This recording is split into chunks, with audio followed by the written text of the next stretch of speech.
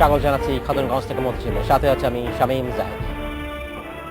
চলমান রাজনৈতিক অস্থিরতায় জাতীয় অর্থনৈতিক প্রবৃদ্ধি 6% ধরে রাখা ব্যাপারে সকলেই আশঙ্কা প্রকাশ করছেন। এমন পরিস্থিতি থেকে অর্থনীতিরা বলছেন টাকা পাচারের আশঙ্কা তারা অনেকেই করছেন। তাই অর্থনীতির স্বার্থে রাজনৈতিক সমস্যার দ্রুত সমাধানের পরামর্শ অর্থনীতিবিদদের। আজ আমাদের আলোচনার বিষয় অবরোধে অর্থনৈতিক পরিস্থিতি। এই নিয়ে আলোচনা করতে আমার সাথে স্টুডিওতে রয়েছেন ঢাকা বিশ্ববিদ্যালয়ের মার্কেটিং বিভাগের অধ্যাপক ডক্টর মাসুদুর রহমান এবং বিআইডিসির রিসার্চ ফেলো ওয়াজিদ হাসান শাহ। তবে মূল আলোচনা যাবার আগে দেখে নেব একটি প্রতিবেদন। গত বছরের শুরুতে নির্বাচন কেন্দ্রিক রাজনৈতিক অস্থিতিশীলতায় ব্যবসা বাণিজ্যে ভাটা পড়ে, যা স্বাভাবিক হতে সময় নেয় কয়েক মাস। এতে গত বাজেটে রাজস্ব আদায় ঘাটতি ছিল প্রায় 5,000 কোটি টাকার। তারপরও চলতি বাজেটে রাজস্ব লক্ষ্যমাত্রা বেশি ধরা হয়েছে। চলতি অর্থবছরের প্রথম 5 মাসে রপ্তানি প্রবৃদ্ধি হয়েছে 1%-এরও কম। এছাড়া বিনিয়োগ স্থবির হয়ে আছে অনেকদিন ধরেই।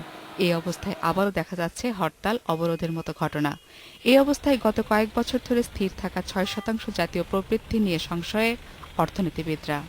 বিনিয়োগ এটা অনুৎসাহিত হয়, টাকা দেশের থেকে পাচার হয়ে যাওয়ার আশঙ্কা বাড়তে থাকে, উৎপাদন ব্যবস্থা ব্যাহত হয়, যারা ভোক্তা আছেন তাদের জন্য এটা একটা খরচ বাড়ায়, মূল্যস্ফীতির জন্ম দেয়। সুতরাং সবটা মিলে অর্থনৈতিক যে কর্মকাণ্ড, এসব কর্মকাণ্ড যদি রাজনৈতিক যদি অনিশ্চয়তা বাড়ে এবং তারপরে তার সাথে সাথে যদি ভায়োলেন্সও বাড়ে, তাহলে অবশ্যই এটা অর্থনীতির উপর একটা নেতিবাচক প্রভাব ফেলবে।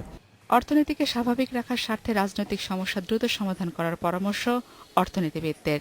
যে যদি বিনিয়োগ পিক আপ করে তাহলে অর্থনীতির চাকাটা সচল হবে, আমাদের প্রবৃদ্ধির টার্গেট যেটা আছে সেটা আমরা কাছাকাছি যেতে পারবো। রাজনৈতিক স্থিতিশীলতা সেটার ব্যাপারে সরকারকে এবং আমি মনে করি এগুলোকে রাজনৈতিকভাবে হ্যান্ডেল করতে হবে।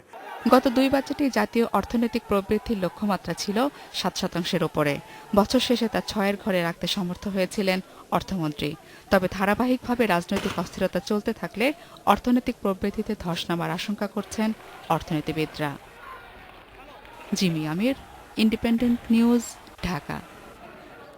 দেখলাম প্রতিবেদন যে আমরা ডক্টর মাসুদুর রহমান এবং জনাব ওয়াজিদ হাসান শাহ আপনাদেরকে স্বাগত জানাচ্ছি এই অনুষ্ঠানে। কেমন আছেন আপনারা? ভালো, থ্যাংক ইউ। ডক্টর রহমান, প্রথম প্রশ্ন আপনার কাছে করতে যাচ্ছি যে আমরা আমাদের প্রতিবেদন দেখলাম যেখানে দেখছি যে রাজনৈতিক সংঘাতের মধ্যে আমরা আবার যাচ্ছি। আমরা গত কয়েক বছর ধরে যে প্রবৃদ্ধি ধরে রেখেছিলাম 6% যেটা ছিল, 6% যেটা ছিল, সেটা এখন অনেকটা আশঙ্কা প্রকাশ করছেন অর্থনীতিবিদরা। এখন আসলে এই সবাই বলছেন যে আসলে আমাদেরকে একটি সমাধানের দিকে এগোতে হবে। সেই সমাধানের কোনো পথ দেখতে পাচ্ছেন সামনে, মনে হয় কি কোনো? এই ব্যাপারে কমেন্ট করার আগে আমার মনে হয় আমরা একটু প্রেক্ষাপটটা একটু দেখার চেষ্টা করি। যে আমরা যদি দেখি যে এই অর্থ বছরের প্রথম 6 মাসে আমাদের কিন্তু $14.9 বিলিয়ন আমরা এক্সপোর্ট আমরা করেছি, যেটা গত বছরের তুলনায় 1.5% আপনার বেশি। তো এটা অবশ্যই আমাদের লক্ষ্যমাত্রা যেটা আছে তার থেকে আমরা অনেক পিছিয়ে আছি।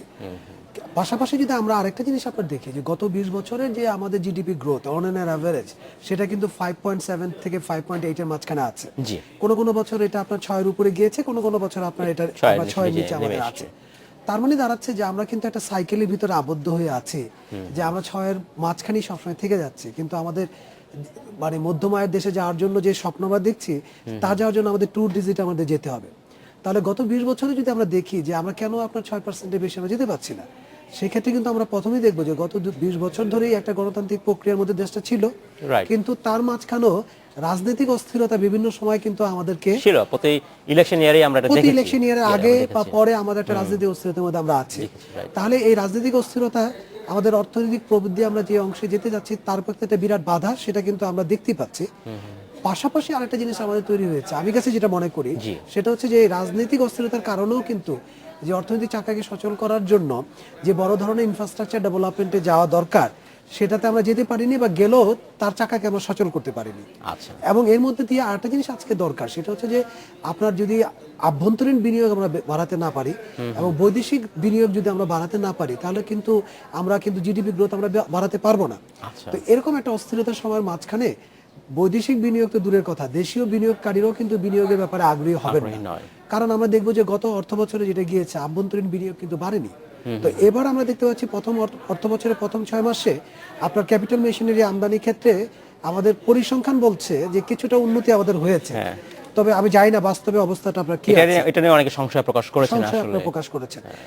এখন আমাদের কাছে যেটা একদম আমি বলবো যে কিছুক্ষণ আগে বিজিএম এর সভাপতি কিন্তু একটা সংবাদ সম্মেলন করেছেন এবং উনি বলেছেন যে প্রতিদিন আপনার গার্মেন্টস ইন্ডাস্ট্রি ক্ষতি হচ্ছে 695 কোটি টাকা বাংলাদেশি টাকাতে Right. আপনার। এবং আপনার গত 2 বছরে গার্মেন্টস এর ক্ষেত্রে যে ঘটনাগুলি ঘটেছে তার মধ্যে কিন্তু গার্মেন্টস ইন্ডাস্ট্রি একটা রিস্ট্রাকচারিং প্রসেসের মধ্যে আছে। আচ্ছা সুতরাং আমাদের গার্মেন্টস ম্যানুফ্যাকচারারদের যে প্রসেসের মধ্যে দিয়ে আছেন, ইনভেস্টমেন্ট তারা করছেন, নতুন সিস্টেম ডেভেলপ করছেন, সেই ক্ষেত্রে কাস্টমার কনফিডেন্স বাড়াবার জন্য কিন্তু রাজনৈতিক স্থিতিশীলতার কোনো বিকল্প নেই। নাই। এবং সবচেয়ে আমার কাছে বিপজ্জনক মনে হচ্ছে যে গার্মেন্টসের ক্ষেত্রে আমাদের কিন্তু রপ্তানির 81% গার্মেন্টস থেকে আসে, কিন্তু এই গত 6 মাসে কিন্তু গার্মেন্টসের প্রবৃদ্ধি হার কিন্তু কমে গিয়েছে। কমে গেছে। জনাব রহমান, আপনাকে ধন্যবাদ। আমি আপনাদের ফিরে আসবো। জনাব ওয়াজিদ হাসান শাহ, আপনাকে জানতে চাচ্ছি যে এখন যে সংকটের মধ্যে আমরা যাচ্ছি, যে আমরা জানি না এটা এখনো দীর্ঘমেয়াদী কোনো সংকট কিনা, কিন্তু এখন যে অবস্থা, কিছুক্ষণ আগেও বিজিএম এর তাদের প্রেস ব্রিফিং এর সভাপতি আহ্বান জানিয়েছেন দেশের রাজনীতিবিদদের তাদেরকে এই সমস্যার সমাধান করতে হবে। আপনার কি মনে হয় কোনো সমাধান আমরা কি দেখতে পাচ্ছি বলে মনে হয়? আপাতত দৃষ্টিতে তো দেখা যাচ্ছে না, দুর্ভাগ্যক্রমে। এবং আমি যেটা মাসুদ ভাইয়ের কথা থেকে আমি তুলে আনবো, আমাদের যে বিনিয়োগের কথা বলা হচ্ছে, আমাদের কিন্তু প্রাইভেট সেক্টর ইনভেস্টমেন্ট যেটা, সেটা কিন্তু দিনকে দিন আনফর্চুনেটলি কমছে। It has come down to 21.3%। আমি শেষ যে স্ট্যাটিস্টিক্সটা জানি।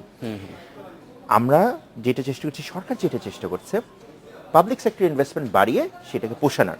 এখন একটা বড় ইস্যু কিন্তু চলে আসে, the quality of investment. Private sector invest for making a profit, the government doesn't invest for that same purpose. এবং আরেকটা বাস্তবতা হলো, সরকারি বিনিয়োগে কিন্তু অনেক ধরনের দুর্নীতির সুযোগটা থাকে, প্রাইভেট সেক্টরে কিন্তু সেটা হয় না। আপনি যদি দেখেন যেসব দেশ উন্নতি করেছে, in the majority of cases it has been private sector led growth. আমরা ইস্ট এশিয়ান এক্সাম্পলগুলো যদি দেখি, আমরা যদি সিঙ্গাপুর, মালয়েশিয়া, থাইল্যান্ড, কোরিয়া, যার কথাই বলি, Taiwan, China is somewhat of an exception. We are not bringing in the case of China.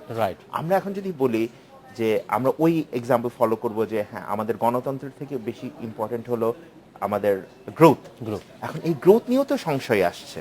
আমরা যে বলছি 6% গ্রোথ, গত বছরের যে স্ট্যাটিস্টিক্স, সেখানে দেখা যাচ্ছে সার্ভিস সেক্টরের গ্রোথ কিন্তু সবচেয়ে স্ট্রং ছিল, অথচ আমাদের সার্ভিস সেক্টরের চাকা কিন্তু মোটামুটি অচল ছিল অবরোধ এবং হরতালের মাঝে। 72 দিন হরতাল হয়েছিল বোধহয় first half of last fiscal year. এই বছর কি অবস্থা যায় সেটা তো আমরা এখনো বলতে পারছি না, উইর স্টিল ইন দ্য ফিসক্যাল ইয়ার। কিন্তু বাস্তবতা হলো আমাদের ফরেন ইনভেস্টমেন্ট, যেটা মাসুদ ভাই বললেন, সেটা যত স্ট্রং হতে পারতো, আমরা যদি নেক্সট 11 বলে আমরা নিজেদের গর্ব করি, we are one of the members of the next 11, আমাদের প্রচন্ড রকম পটেনশিয়াল, কিন্তু বাস্তবতা কি, আমরা কি সেই পটেনশিয়াল ফুলফিল করছি? আনফর্চুনেটলি আমরা কিন্তু ফুলফিল করতে পারছি না। আমরা অন্য দেশগুলোর থেকে ফরেন ইনভেস্টমেন্টে অনেক পিছিয়ে আছি। আমাদের মিয়ানমার পাশের যে দেশ, সেখানে গত 4 বছরে যে ফরেন ইনভেস্টমেন্ট আসছে, আমাদের স্বাধীনতার পরে 40 বছরের উপরে ফরেন ইনভেস্টমেন্ট কিন্তু আসেনি। সেটা আমরা আসলে সে বিষয়ে আমরা কথা বলবো। ডক্টর রহমান, আপনার কাছে একটা জিনিস জানতে চাচ্ছি যে অনেক সময় যারা ব্যবসায়ীরা তারা কিন্তু বলছেন যে রাজনীতিকে ব্যবসা থেকে আলাদা রাখুন, আপনাদের এই রাজনৈতিক যে কর্মসূচি সেখান থেকে ব্যবসাকে আলাদা রাখুন, বাইরে রাখুন। এটি কি আসলে আদৌ সম্ভব? আমার মনে হয় এটা সম্ভব না। কারণ ধরেন আমাদের এখানে রাজনীতির সংস্কৃতিটা কিন্তু এখন দাঁড়িয়েছে জনগণকে সম্পৃক্ত করে কোনো আন্দোলন না। আমরা যদি দেখতে পাই, সেটা দাঁড়িয়েছে যে এক ধরনের সহিংসতার দিকে আমরা যাচ্ছি। আমরা বলছি যে অবরোধ করতে হবে, হরতাল করতে হবে। আবিধানিক অর্থ হচ্ছে অবরোধ এবং হরতাল মানে হচ্ছে সবকিছু বন্ধ করে দেওয়া। তো সবকিছু বন্ধ করে দিলে আমরা ব্যবসা বাণিজ্য, অর্থনৈতিক কর্মকাণ্ডকে কিভাবে আমরা পৃথক রাখবো? আমাদের কিন্তু মনে রাখতে হবে যে খুব ইম্পর্টেন্ট জিনিস যেটা হচ্ছে যে একটা আমাদের 16 থেকে 17 কোটি দেশের আমাদের জনগণ এখানে আছে, ছোট্ট একটা দেশ। এই দেশের যিনি উনি যে কথাটা আমি বললেন, আমি সম্পূর্ণ একমত যে আমাদের অর্থনীতির মূল চালিকা শক্তি হচ্ছে কিন্তু বেসরকারি খাত। খেয়াল করে দেখুন, আমাদের যে পরিমাণ গ্রোথের কথা আমরা বলি, অর্থনৈতিক উন্নয়নের কথা আমরা বলি, এই সম্পূর্ণটাই কিন্তু এসছে বেসরকারি খাত থেকে। আমাদের এগ্রিকালচারের ক্ষেত্রে আমাদের যে উন্নয়ন, সেটা আমাদের কৃষকদের কাছ থেকে এসছে, যে পরিমাণ শিল্পায়ন এসছে সেটা সম্পূর্ণভাবে এসছে আপনার বেসরকারি খাত থেকে।